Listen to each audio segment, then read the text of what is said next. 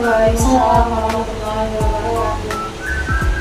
Baik, untuk tema kajian kita hari ini yaitu dakwah berbasis ilmu, fondasi keberhasilan menyampaikan risalah ilmu. Bismillahirrahmanirrahim. Segala puji bagi Allah Subhanahu wa Ta'ala, Tuhan semesta alam yang telah menganugerahkan kepada kita nikmat Islam, iman dan kesehatan sehingga kita dapat berkumpul di majelis dapat berkumpul di kajian. Segala puji bagi Allah Subhanahu wa Ta'ala, Tuhan semesta alam yang telah menganugerahkan kepada kita nikmat iman, Islam dan kesehatan sehingga kita dapat berkumpul di kajian yang insya Allah penuh berkah ini. Salawat serta salam semoga senantiasa tercurah kepada junjungan Nabi kita Muhammad SAW beserta keluarga, sahabat dan para pengikutnya hingga akhir zaman. Teman-teman kajian yang dirahmati Allah, dakwah merupakan tugas mulia yang diemban oleh umat Islam.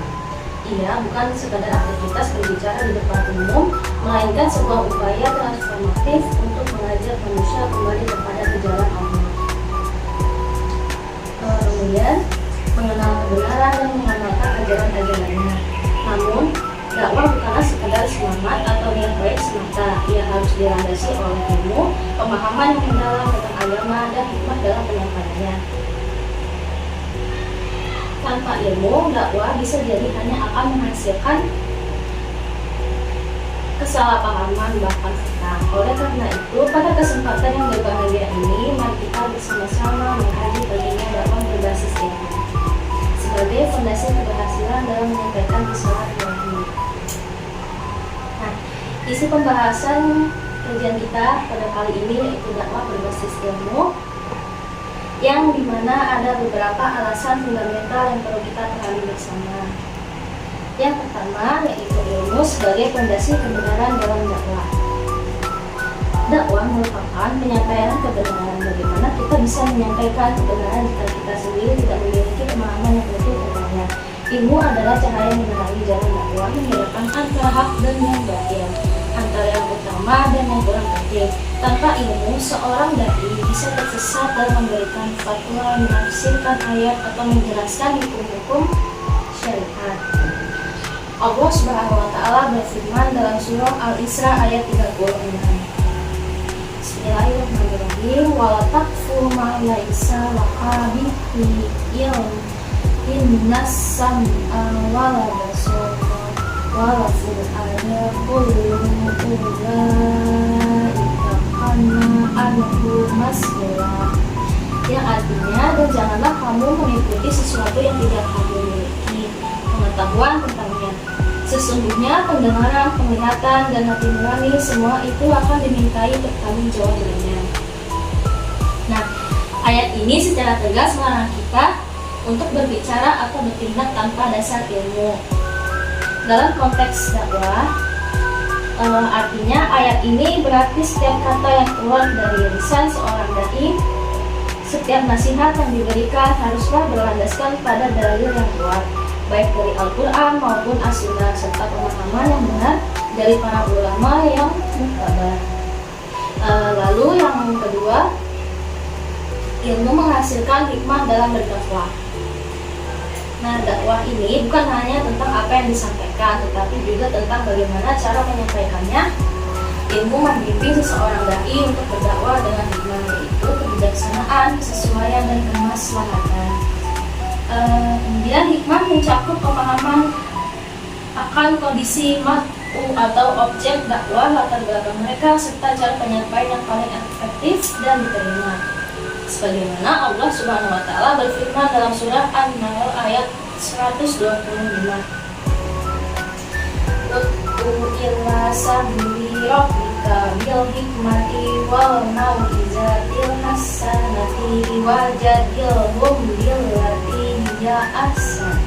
Inna rabbaka huwa a'lamu biman dalla an sabilihi wa huwa a'lamu bil muhtadin.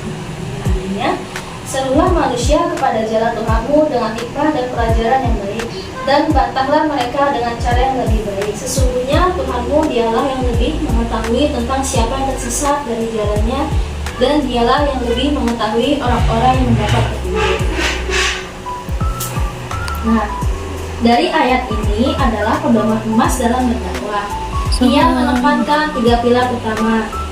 Nah, yang pertama hikmah, pelajaran yang baik, atau mau izah hasanah, dan perdebatan dengan cara yang lebih baik. Semua ini tidak mungkin terwujud tanpa bekal ilmu yang memadai. Seorang dai yang berilmu akan tahu kapan harus bersikap tegas, kapan harus lembut, dan kapan harus menjelaskan secara rinci, dan kapan harus meringkas.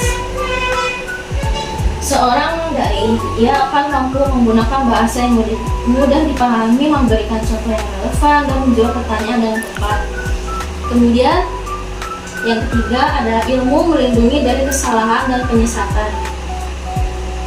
Di era informasi yang sekarang begitu deras, banyak sekali informasi yang simpang siur termasuk dalam urusan agama. Tanpa ilmu, seseorang mudah sekali terpengaruh oleh pemahaman yang menyimpang. Bahkan ajaran-ajaran sesat seorang dai yang berilmu akan menjadi filter bagi umat, meluruskan kesalahpahaman dan membentengi mereka dari segala bentuk penyesatan. Nabi Muhammad SAW bersabda, "Barang siapa yang Allah kehendaki kebaikan padanya, niscaya Allah pahamkan ia dalam agama." Hadis riwayat Bukhari dan Muslim. Hadis ini menunjukkan bahwa pemahaman agama, ilmu fikih adalah tanda kebaikan yang diinginkan Allah bagi hambanya. Bagaimana mungkin kita bisa membimbing umat jika kita sendiri belum memiliki pemahaman yang kokoh? Oleh karena itu, menuntut ilmu agama, mendalami fikih dakwah, usul fikih, tafsir, hadis, dan ilmu syar'i lainnya adalah kewajiban bagi setiap dai. Nah, itu saja pembahasan fikih dakwah kita pada hari ini. Mari kita tutup dengan kesimpulan dari uraian tersebut. Jelaslah bahwa ilmu adalah jantung dakwah. Ia adalah fondasi yang kokoh, penerang jalan, dan pelindung dari segala bentuk kekeliruan.